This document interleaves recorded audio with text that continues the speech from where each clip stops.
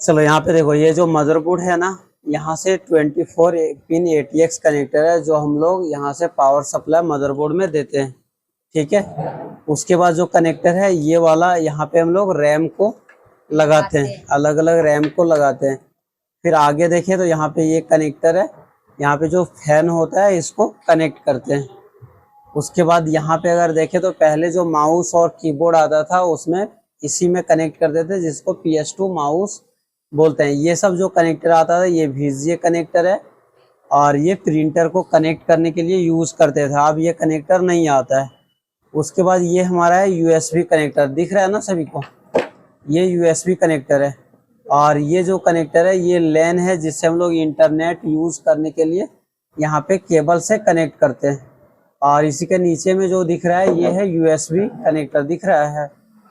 और बाकी यहाँ पे जो दिख रहा है ये ऑडियो पोर्ट है, जिसमें ऑडियो के लिए हम लोग माइक को और स्पीकर को कनेक्ट अगर चलाना होता है तो इसको कनेक्ट करते हैं। उसके बाद इधर जो दिख रहा है ये PCI एक्सप्रेस स्लॉट है। यहाँ पे हम लोग जो ग्राफिक कार्ड होता है उसको, या फिर ऑडियो कार्ड हो, वाईफाई कार्ड हो, ये सबको हम लोग लगाते हैं। इसमें हम लोग ग्राफिक कार्ड को लगाते हैं। उसके बाद ये जो दिख रहा है यहाँ पे जो ये SATA केबल होता है, इसको कनेक्ट करने के लिए यहाँ पे यूज करते हैं SATA केबल का। और ये दिख रहा है ना, ये इंटरनल स्पीकर है। ठीक है, और ये PCI चिप है। बाकी बात यहाँ पे जो दिख रहा है ये हमारा प्रोसेसर है, CPU है, और नीचे में ये CPU सॉकेट है, इसमें फैन लगेगा। तो इसमें सारा चीज़ पता चल गया। ठीक है, क्या किसका काम है।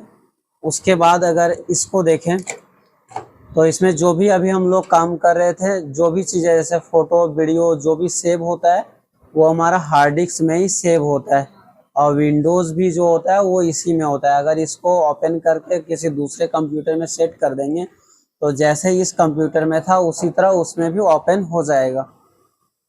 ठीक है, तो इसका काम यही होता है।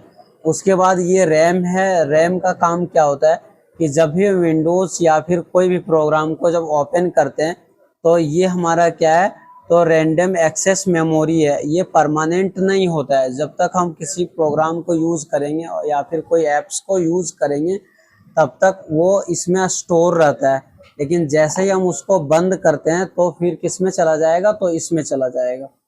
ठीक है, उसके बाद ये हमारा प्रोसेसर है। इस प्रोसेसर का काम होता है कि ये जो भी हम लोग इनपुट या आउटपुट देते हैं, तो जैसे हम ये को लिख रहे हैं तो कीबोर्ड में तो हमारा और भी की होता है, तो ये प्रोसेस करता है और ये डिसाइड करता है कि कब किसको कहाँ पे डिस्प्ले कराना है और कितने स्पीड से कराना है। क्योंकि हम लोग वीडियो चलाते हैं तो एक वीडियो पे क्लिक करते हैं तो वही वीडियो चलता है, कोई दूसरा भी तो चल सकता था। तो ये क्या करता है, अगर कॉमन भाषा में हम लोग समझे तो ये मदरबोर्ड का ब्रेन है जो डिसाइड करता है कब क्या करना है। ठीक है, और कैसे इसको प्रोसेस करना है। ये सारा चीज़ आप लोग को पता चल गया। ठीक है, उसके बाद हमारे पास ये कैबिनेट है। इस कैबिनेट का, ये कैबिनेट नहीं SMPS है। ठीक है, जिसको हम लोग पावर सप्लाई बोलते हैं। तो इससे अलग अलग पावर आता है, 3.3 वोल्ट आता है, 12 वोल्ट आता है, 5 वोल्ट आता है, और इस मदरबोर्ड के अकॉर्डिंग यहाँ से सप्लाई आता है इसमें। ठीक है, इसमें इनपुट कितना होता है, तो 230 वोल्ट इनपुट होता है। उससे अगर ज़्यादा होगा तो भी ये खराब हो सकता है। सारी चीज़ें क्लियर हो गया, इतना सारा चीज़ इसमें लगता है। उसके बाद ये क्या है, तो कैबिनेट है, बॉक्स है। इसको क्यों यूज़ करते हैं, तो ये सारे को सेपरेट एक बॉक्स में सेट करके और परफेक्ट शेप देने के लिए हम इस कैबिनेट का यूज़ करते हैं। बस सारा चीज़ क्लियर है, सारा समझ में आ गया।